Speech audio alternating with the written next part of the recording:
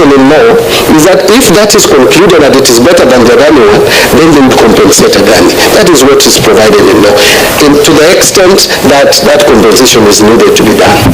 So I think, if you ask me, that this process is still at some stage where I think many of us are rushing to a conclusion that is concluded. Whether it is concluded in some people's minds, I don't know, because I can't open people's minds and hearts. But what I know is, in terms of process and procedure, it is not. It has not come to the cabinet. The Attorney General has not approved it. So why are we concluding that it is concluded? For me, it is not concluded. Till it will be concluded. Sure. All right, and just to ride on what Vice Chair asked, when we are told to provide justification why the project is not suitable for open competitive procurement, in your response, you indicated time. And that is on the document that is on PPP Committee Technical Working Paper. They say the reason why is immediate need to develop the airport. It looks like an emergency. But now that you have heard there are other people who are interested, of which we are going to call KAA to come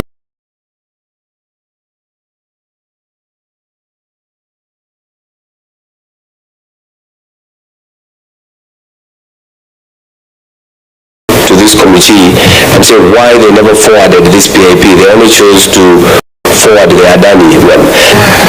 You see, Chair, that comment is actually from KAA, the contracting authority. It's not from Treasury. And it is the contracting authority which has made that observation of time. This committee to guide, the PPP committee. But I also want to say this, Chair. Truth be told, our airport needs to be developed. We have complaints about the leaking roofs. We have complained about power. As to whether this PIP was the right thing to do for the contracting authority to address. But what I know is PIP is provided in law, and as far as where it has reached, I have no reason as CS National Treasury of the Republic of Kenya to fault any process. The process is still ongoing. So far, I have no reasons to doubt the work that has been done by both the directorate, the committee, and even the contracting authority. So whether this should be stopped is not a decision I would sit here as CS, and that is why we have independent PPP committee to deal with that, the directorate to guide, the contracting authority. If I now come here as CS Finance and say they should stop, on what grounds? But you sit on the cabinet and we're going to discuss it there. Would you give such an opinion?